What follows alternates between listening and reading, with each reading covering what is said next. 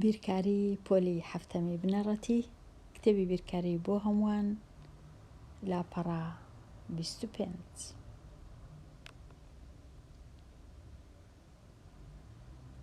شیکاری پرسیارەکان لێرە نووسرایە.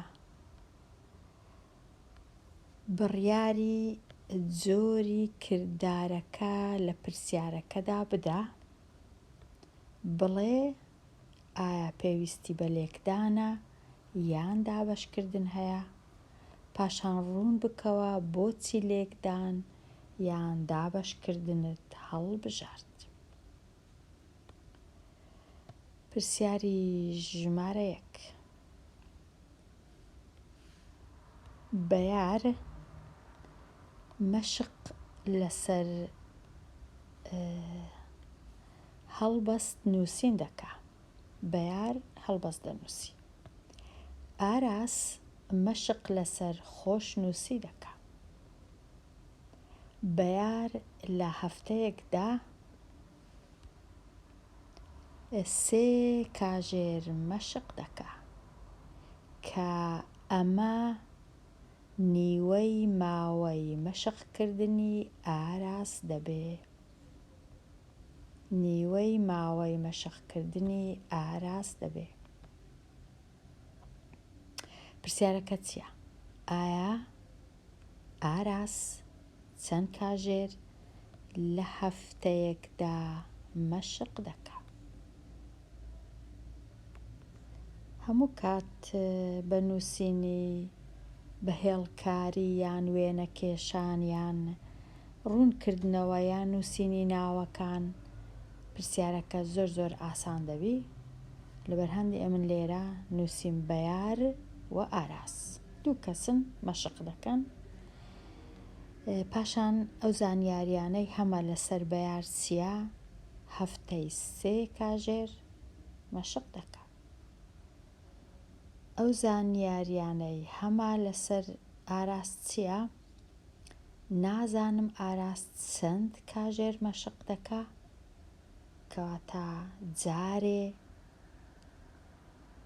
هێمای پرسیار هەیە، بەڵام داوا کراوە لێم کە ببینمەوە ئاراس لە 1 هەفتە چەند مەشق دەکا. زانیاریشکەش هەیە لە مابەینی پەیوەندی مەشقکردنی بەیار و ئاراس. ئەویش چییە؟ بەیار کە 3 کاژێر مەشق دەکا دەکاتە نیو ئەوەندەی ئەو 3 دەکاتە وەکو ئەوەی وایە نیو ئەوەندەی ئاراس مەشق بکە. کەواتە لێرە ئەمن دەتوانم هاوکێشەک دروست بکەم. بەیار 3 یەکسانە بە نیو جاران کاتی مەشقکردنی ئاراس کە یان ئەو هێمای دادەنێم یان پیتەک. ئاراس ناوەکەی بە س تەواو دەبی، پیتی سم دانا. ئێستا زۆر ئاسانە ئەو هاوکێشەیە شیکارکەم. دەپرسم ئایا چ ژمارەک جارانی نیوی بکرێ دەبی بە 3؟ بێگومان ژمارە 6، چونکە 6 ئەگەر جارانی نیوی بکرێ لەو لایە دەبی بە 3. کەواتە ئاراس 6 کاژێر مەشق دەکا. پرسیارەکە لێرە دەنووسم ئاراس 6 کاژێر مەشق دەکات.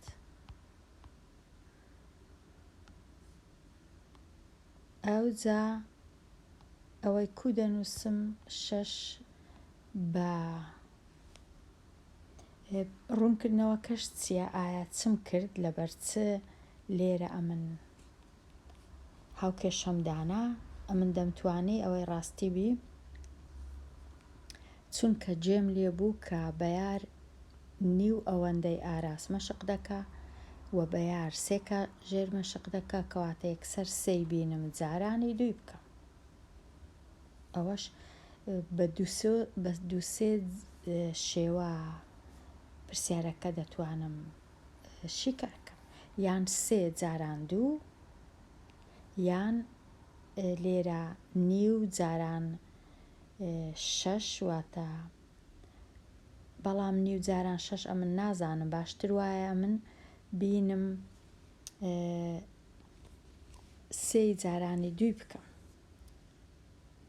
چونکە ئەگەر بمەوێ ئەو هاوکێشەی شیکارکەم باشتر وایە هەردوو لای هاوکێشەکەی جارانی دووی بکەم هەتا ئەو دووە نەمینێ لە لای چەپ لە ژێرەوە، چونکە دووەکە لە ژێرەیە، ئەوجا ئەو سێ دەبیتە شەش، لێرەش تەنیا پیتی س دەمینێتەوە، کەواتە لێرە زیاتر لێکدانمان بەکارهێنا.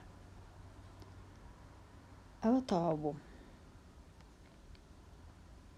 پرسیاری ژمارە 2 یانەیەکی ڕۆشنبیری لە هەولێر بە بۆنەی سەرەتای ساڵی خوێندن داوای لە چەند خوێندکارە کرد کە 18 هەڵبەست ئامادە بکەن، کەواتە ئەمن یەکسەر پێویستم بە چییە؟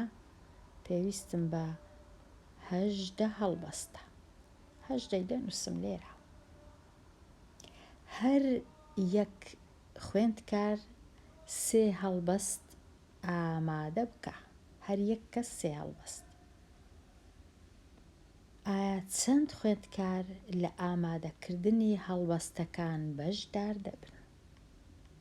بێگومان ئەمن 3 هەڵبەست لێرە هەیتم، دەبی بکاتە 18 هەڵبەست. دەبی ئەمن 3 جارانی چ بکەم هەتا ببیتە 18، 3 جارانی 6 بکەم هەتا ببیتە 18 ئەگەر هاوکێشەم دروست کرد. ئەگەر نا هەتا پیتی س ببینمەوە لەو هاوکێشە، بێگومان هەردوو لای هاوکێشەکە ئەمن دابەشی سێی دەکەم، کە هەردوو لای هاوکێشەکەم دابەشی سێی کرد، لێرە 3 لەگەڵ 3 دەبیتە 1، لەو لایەش لە لای چەپ دەبیتە 6، کەواتە پیتی س یەکسانە بە 6، کەواتە لێرە دابەشکردنم ئەنجامدا. یەکسەر 18 دابەش 3 دەکاتە 6 خوێندکار، هەر یەکەی 3 هەڵبەست، هەمووی دەکاتە 18 هەڵبەست. ئەوە بەو جۆرەی بیرکردنەوەکان هەموو ئەو جۆرە پرسیارانە شیکار دەبن بە دروستکردنی هاوکێشە. بە دروستکردنی هاوکێشە، بەڵام لە کاتی دروستکردنی هاوکێشە دەبی بزانم یەکسانیەکە لە چێن دەرەیە. لێرە یەکسانیەکە لێرەیە کە ئەمە واتە یەکسانە بە، لێرەش یەکسانیەکە لە چێە؟ یانەی ڕۆشنبیری 18 هەڵبەست، واتە لە 18 هەڵبەست دەبی یەکسانبی لەگەڵ چ لێرە. دەبی زوو ئەمن یەکسانیەکەی ببینمەوە، واتە بزانم چ لە لای ڕاستە و چ لە لای چەپە. بێگومان هیچ کێشەنی ئەگەر 18 لێرە بی یەکسانە بە، 3 خوێندکار جاران نازانم، 3 هەڵبەست جاران نازانم چەند خوێندکارە، ئەوهاش دەبی پێی ناوێ هەموو جارێ پیتی س بەکاربینم. لێرە ئەو لاپەڕەیە زۆر کەم بوو، دێمە هاتمە کۆتایی لاپەڕەکە، چونکە لاپەڕەی پاش ئەو لاپەڕەی باسی بابەتەکی نوێیە، باسی توانم تەمەشاکەین، باسی هێزەکان و ڕێگەکانە، کەواتە لە وانەیەکی تایبەت، وانەیەکی نوێ دەتوانم باسی لاپەڕە 26 بکەم. لێرە دێمە کۆتایی ئەوانەیە کە باسی لاپەڕە 25 بوو و هەتا وانەیەکی نوێ هەر بژی.